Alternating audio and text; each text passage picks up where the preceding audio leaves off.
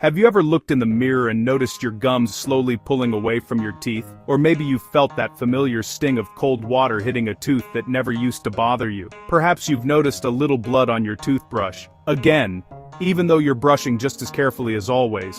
If any of that sounds familiar, I want you to know something important right from the start. This is not your fault. And more importantly, it is not simply old age. Today, I want to share something that most routine dental appointments just don't have time to cover, and it could genuinely change the way you think about your oral health for the rest of your life.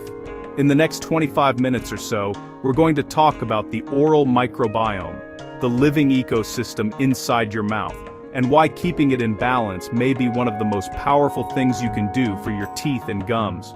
I'll share the story of Rose, a 72-year-old retired teacher who was told she needed 5 teeth pulled, and what happened when she asked for 90 days to try a different approach first.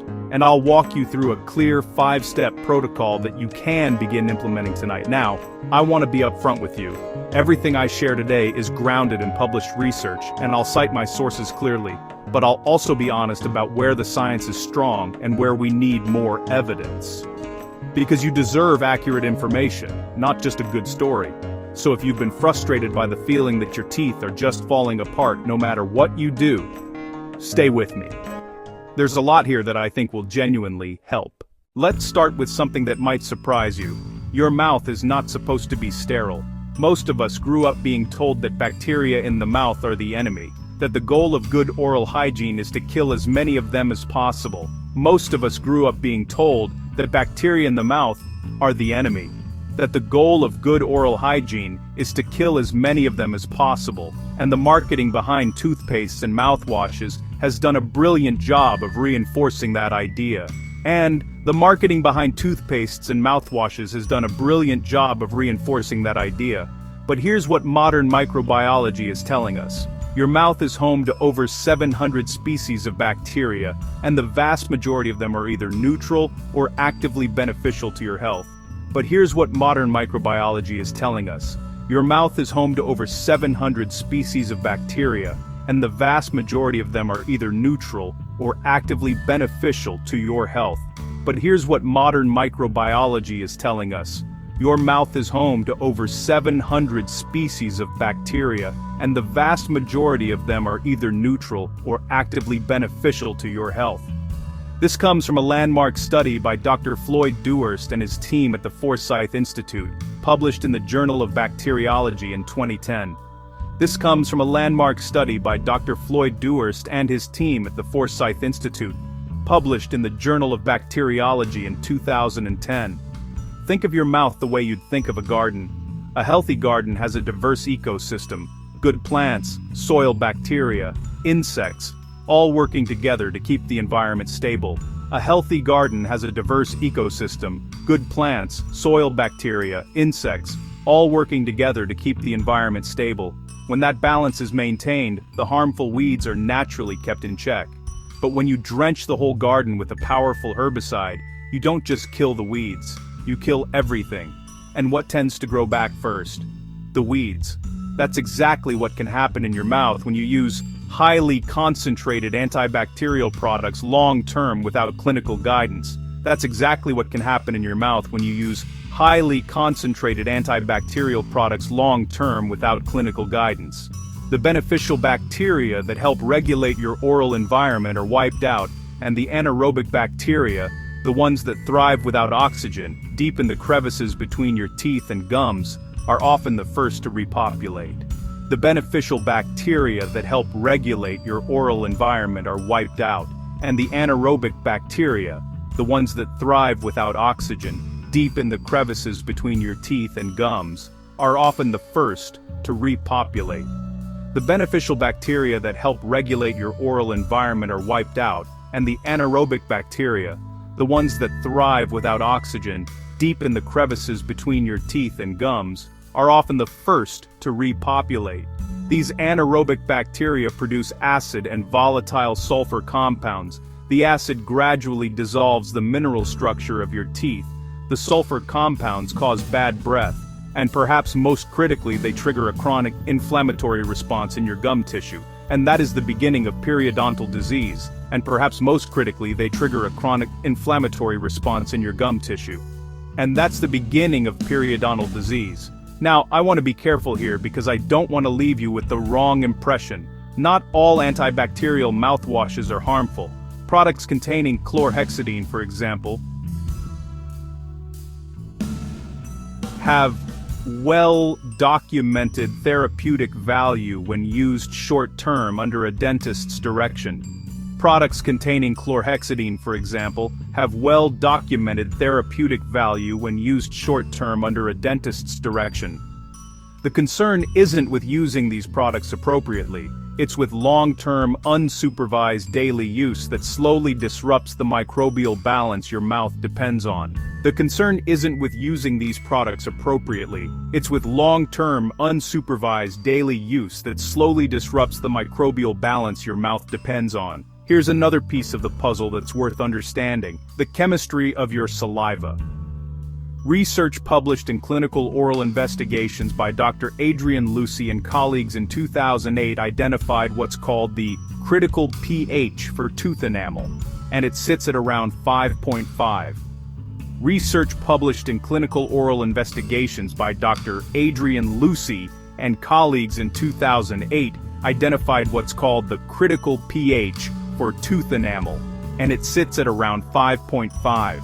Research published in Clinical Oral Investigations by Dr. Adrian Lucy and colleagues in 2008 identified what's called the critical pH for tooth enamel, and it sits at around 5.5. When the pH inside your mouth drops below that threshold, a process called demineralization begins. When the pH inside your mouth drops below that threshold, a process called demineralization begins. That's when the mineral structure of your enamel starts to dissolve faster than your body can rebuild it, and when the microbial balance is off, acid-producing bacteria multiply, pushing that pH lower and lower. And when the microbial balance is off, acid-producing bacteria multiply, pushing that pH lower and lower. Here's what makes this more than just a dental issue. A study published in the New England Journal of Medicine in 2013, led by Dr. Maurizio Tonetti, found that effective periodontal treatment led to measurable improvements in endothelial function, which is a key indicator of cardiovascular health. A study published in the New England Journal of Medicine in 2013, led by Dr. Maurizio Tonetti, found that effective periodontal treatment led to measurable improvements in endothelial function, which is a key indicator of cardiovascular health. A study published in the New England Journal of Medicine in 2013, led by Dr. Maurizio Tonetti, found that effective periodontal treatment led to measurable improvements in endothelial function, which is a key indicator of cardiovascular health. A study published in the New England Journal of Medicine in 2013, led by Dr. Maurizio Tonetti, found that effective periodontal treatment led to measurable improvements in endothelial function, which is a key indicator of cardiovascular health. In plain terms, keeping your gums healthy is also protecting your heart. That's the level at which oral health matters. It's not just about chewing comfortably, it's about your cardiovascular system, your cognitive health, and your quality of life in the years ahead. So if your gums are bleeding when you brush, if your teeth feel longer than they used to, if you have persistent bad breath despite good hygiene, these are not signs of inevitable aging. So if your gums are bleeding when you brush, if your teeth feel longer than they used to, if you have persistent bad breath despite good hygiene, these are not signs of inevitable aging. So if your gums are bleeding when you brush, if your teeth feel longer than they used to, if you have persistent bad breath despite good hygiene, these are not signs of inevitable aging. These are early warning signals from an ecosystem that's out of balance. And the good news is, with the right approach, that balance can often be restored. Before I introduce you to Rose and share what she did, I want to plant one thought in your mind. Before I introduce you to Rose and share what she did, I want to plant one thought in your mind. The single most important step in her turnaround, the one that surprised even her dentist, is step 3 in our protocol. The single most important step in her turnaround the one that surprised even her dentist, is step 3 in our protocol. The single most important step in her turnaround, the one that surprised even her dentist, is step 3 in our protocol. I'll reveal exactly what it is a little later. Keep watching. Let me tell you about Rose. Rose is 72 years old. She's a retired teacher, organized, disciplined, the kind of person who follows instructions to the letter. She brushed her teeth after every meal. She used dental floss every single evening. She saw her dentist every 6 months for a professional cleaning, without fail, for over 15 years. And yet, late in 2023, her dentist sat across from her and delivered news she wasn't prepared for. Severe periodontitis, localized to her lower jaw. Bone loss visible on the X-rays. 5 of her lower front teeth needed to be extracted. The plan: a dental bridge or implants at a cost that would run well into the tens of thousands of dollars. And those 5 real teeth she'd lived with her entire life, would be gone. Rose was devastated. She asked her dentist one question: "I've done everything right for 15 years. How did this happen?" The answer, it turned out, had 2 parts. For a decade, Rose had been using a strong antibacterial mouthwash twice a day, every morning and every night, without any clinical reason to do so. She thought she was being extra careful. What she didn't know was that over years of daily use, she had gradually disrupted the microbial balance in her mouth, creating the exact conditions that allowed destructive anaerobic bacteria to thrive. The second factor was nutritional. Rose had been on an extremely low-fat diet for years, ever since she'd heard that dietary fat was bad for the heart. What she didn't realize was that vitamins D3 and K2 are fat-soluble, meaning the body can only absorb and use them when there's sufficient fat in the diet. She had been running on depleted levels of both for years, and without D3 and K2, the mineral metabolism that keeps jawbone dense and tooth structure intact simply doesn't work the way it should. Rose asked her dentist if she could have 90 days before making a final decision about the extractions. Her dentist agreed, with the understanding that she would continue professional periodontal treatment as recommended. And so Rose made a deal with herself. She would follow every clinical instruction her dentist gave her, and simultaneously, she would completely overhaul her daily habits at home. What happened over the next 3 months surprised everyone, including her dentist. Her bleeding on probing score, a standard clinical measure of gum inflammation, dropped from 68% down to 21%. The average depth of her periodontal pockets decreased from 5.2 millimeters to 3.1 millimeters. And when her dentist reassessed the situation at the 90-day mark, the clinical picture had changed enough that only 2 of the 5 teeth ultimately needed to be removed. Rose kept 3 teeth she had thought were gone. I want to be honest with you about what this story means and what it doesn't mean. Rose's results were the product of 2 things working together: consistent professional dental treatment and significant lifestyle change. The home care she implemented didn't replace her dental care, it amplified it. And her outcome, while genuinely encouraging, is not a guarantee for everyone. Severe bone loss from periodontal disease cannot always be reversed.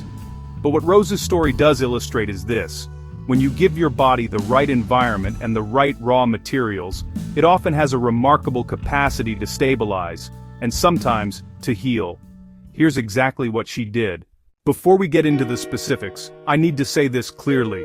Everything in this section is for informational and educational purposes. It is not a replacement for professional dental care. If you have signs of active gum disease, please see a dentist. What I'm about to share is most effective when used alongside, not instead of, regular professional care. Step 1. Reassess what you're using. The first step isn't about buying anything new. It's about taking an honest look at what's already in your bathroom cabinet. If you've been using a strong antibacterial mouthwash daily for months or years without a specific clinical reason, consider discussing this with your dentist. For general daily maintenance, particularly after meals, rinsing with plain warm water, or water with a very small amount of baking soda dissolved in it, can help neutralize mouth acidity without disrupting your microbial balance. A practical ratio: about 1/8 of a teaspoon of baking soda dissolved in around 7 ounces of water. One important note, baking soda rinsing is helpful in moderation, but daily long-term use in higher concentrations can potentially irritate soft tissue and affect enamel over time. Keep it gentle and infrequent, a few times a week after acidic meals, not a daily ritual. For toothpaste, look for fluoride formulas that don't contain sodium lauryl sulfate, or SLS. SLS is the foaming agent in most conventional toothpastes, and for some people, particularly seniors who already experience dry mouth or sensitive gum tissue, in Shaltau, Abresenfurdandan, Santiridetandau, its concretions, Sunkerdonder and can cause irritation. There are a number of SLS-free options formulated specifically for sensitive gums, and your dentist can point you toward what's right for your situation. Step 2. Oil pulling. This practice has roots in Ayurvedic medicine, and it's one that modern researchers have begun to examine more carefully. Each morning, before eating or drinking anything, take 1 tablespoon of unrefined coconut oil and swish it gently around your mouth for 10 to 15 minutes. Then spit it out, don't swallow it, and rinse with warm water before brushing as normal. The proposed mechanism is straightforward. Many oral bacteria have cell membranes composed partly of fatty acids. Coconut oil, which is approximately 50% lauric acid, may interact with these membranes, drawing bacteria out of the crevices between teeth and along the gum line that a toothbrush simply can't reach. Lauric acid also has documented antimicrobial and antifungal properties in laboratory studies. A clinical study published in the Journal of Indian Society of Periodontics and Preventive Dentistry in 2011 by Dr. Asakan and colleagues found that oil pulling with sesame oil significantly reduced levels of Streptococcus mutans, the primary bacteria associated with tooth decay, within 10 days. That said, this study had a small sample size and a short follow-up period, so we should be careful not to overstate what it proves. What I can say is this: oil pulling is safe, inexpensive, and increasingly supported by early research. It is not a cure for periodontal disease, but as part of a broader protocol, it's a reasonable and low-risk addition to your morning routine.